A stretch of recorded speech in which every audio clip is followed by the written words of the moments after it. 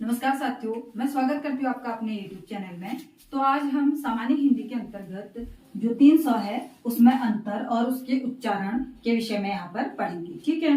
तो बहुत सारे बच्चों का यहाँ पर डाउट रहता है कि तीनों सौ का उच्चारण कैसे करें, शब्दों में कैसे प्रयोग करें, वर्तनी में इसका प्रयोग। तो उसी का यहाँ पर आज हम विश्लेषण करेंगे। ठीक है, उसके विषय में यहाँ पर जानेंगे। जो तीनों सौ है वो उन्हें बताते हैं वर्णमाला में ये ऊष्म व्यंजन के अंतर्गत आते हैं। इन्हें ऊष्म या संघर्षी व्यंजन बोला जाता है। ऊष्म या संघर्षी। ठीक है, संघर्षी व्यंजन, इन्हें ऊष्म या संघर्षी व्यंजन कहा जाता है। इसमें ऊष्म या संघर्षी व्यंजन 4 होते हैं, श, स और ह।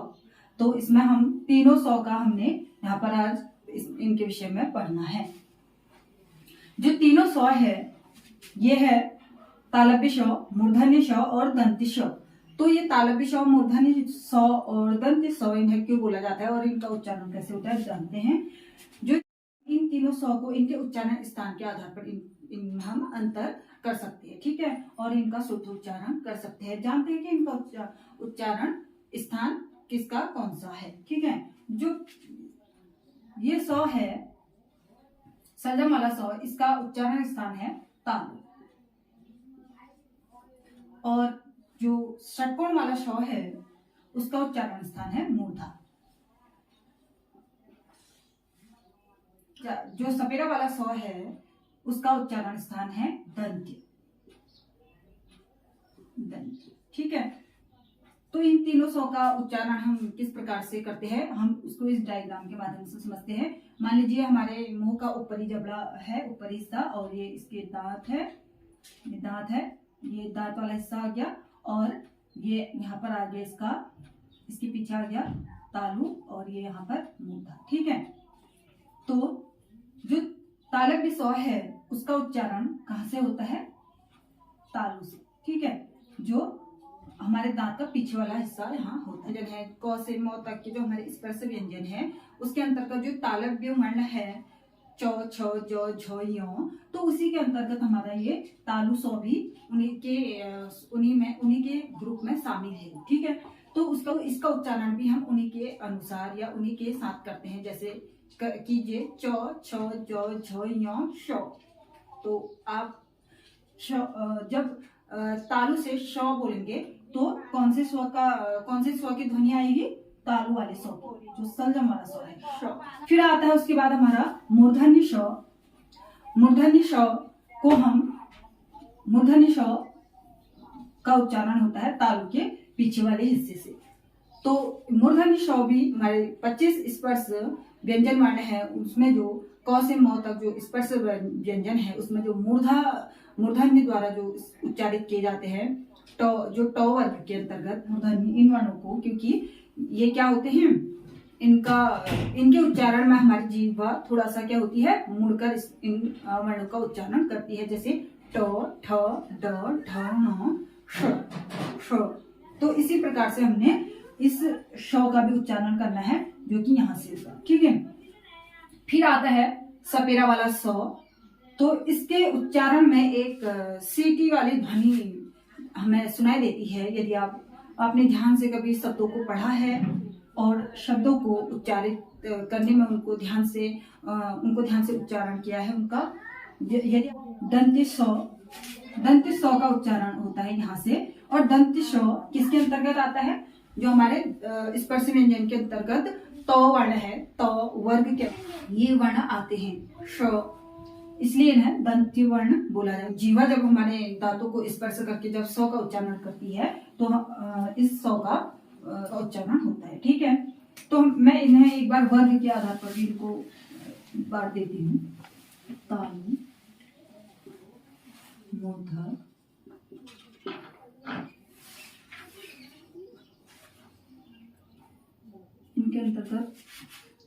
इनके अंतर्गत जो तालु है इसके अंतर्गत च, छ, ज, झ, य और ये श। तो इनका उच्चारण भी आपने इसी के आधार पर करना है। ठीक है, फिर आता है मूर्धा। मूर्धा के अंतर्गत आता है ट, ठ, ड, ढ, ण और षटकोण वाला श। दंत के इसके अंतर्गत त वर्ग आता है। त वर्ग के अंतर्गत कौन कौन से में आते हैं? त, थ, द, ध, न और स। ठीक है, स का उच्चारण करने में एक सीटी सी ध्वनि सुनाई देती है हमें। तो जब हम अभी इन शब्दों का यहाँ पर उच्चारण करेंगे तो आपको स्वतः ही पता चल जाएगा। तो जो तालव्य स है उसको हमने च, छ, ज, झ, ञ और श इसी के साथ यदि हम उच्चारण करते हैं तो आपको अंतर समझ में आ जाएगा। और मूर्धन्य जो वर्ण है उसके अंतर्गत ट, ठ, ड, ढ, ण और श, इस प्रकार से अपनी जीवा को थोड़ा मुड़ा कर मूर्धा से स्पर्श करके हम इसका उच्चारण करते हैं तो भी हमको इस स का अंतर पता चल जाएगा। और जो दंत स है तो यहाँ से हम त, थ, द, ध, न का उच्चारण कर रहे हैं, वहीं से यदि हम इस स का उच्चारण करते हैं तो वो इसका अंतर स्पष्ट हो जाता है कि ये कौन सा ये स है, स। तो हम कुछ शब्दों के द्वारा भी इनको समझते हैं। ये है तालव्य स के शब्द और ये लिए है मैंने मूर्धन्य स के शब्द और ये लिए है दंत्य स के शब्द। ठीक है, तो हमें इन तीनों स का अंतर समझने की क्या जरूरत पड़ती है, क्योंकि ये वर्तनी शुद्धि में भी हमारे लिए काफी लाभदायक होते हैं और उपयोगी होते हैं। यदि हमें कुछ भाषण इत्यादि देने होते हैं और हम शुद्ध शब्दों का वहां पर प्रयोग करते हैं, शुद्ध उच्चारण करते हैं, तो वहां पर हमारी भाषा सुंदर और स्पष्ट वहां पर लगती है। ठीक है, तो देखते हैं श से संबंधित कुछ मैंने यहाँ पर शब्द लिए हैं। इसका उच्चारण कैसे करेंगे? शताब्दी। जिस प्रकार से हमने तालु से आपने इसका क्या करना है? उच्चारण।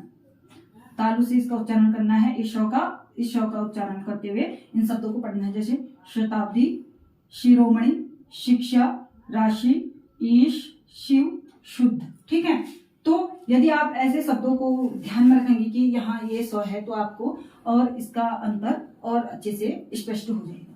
फिर आता है मूर्धन्य श में जीवा को थोड़ा मुड़ाकर जैसे हम ट, ठ का उच्चारण करते हैं, वहीं से इस श का उच्चारण करते हुए आपने इन शब्दों का उच्चारण करना है, तो अंतर आपको समझ में आ जाएगा। षडानंद, विषम, महर्षि, दृष्टि, ट और जो श है वो दोनों ही क्या है? मूर्धन्य वर्ण है, तो दोनों एक ही स्थान से उच्चारित हो रही है। अब ध्यान से इसका उच्चारण कीजिए। दृष्टि, सृष्टि, वर्ष। ठीक है, तो आपको समझ में आया होगा। फिर आते हैं दंत श में भी हम इसके उच्चारण स का उच्चारण जब आप करेंगे तो उसमें एक हल्की सी सीटी वाली ध्वनि आपको सुनाई देगी। आप उस पर भी फोकस करना अपने इन शब्दों का उच्चारण करने में। साहित्य, संतोष, सैनिक, सर्वोत्तम, सन्यासी, अधिशासी। तो उम्मीद करती हूँ कि आपको इन तीनों श में अंतर और इनके उच्चारण स्थान और उनके उच्चारण किस प्रकार से करना है वो समझ में आया होगा। तो इसी प्रकार की ज्ञानवर्धक वीडियो देखने के लिए बने रहे हमारे चैनल में। धन्यवाद, नमस्ते।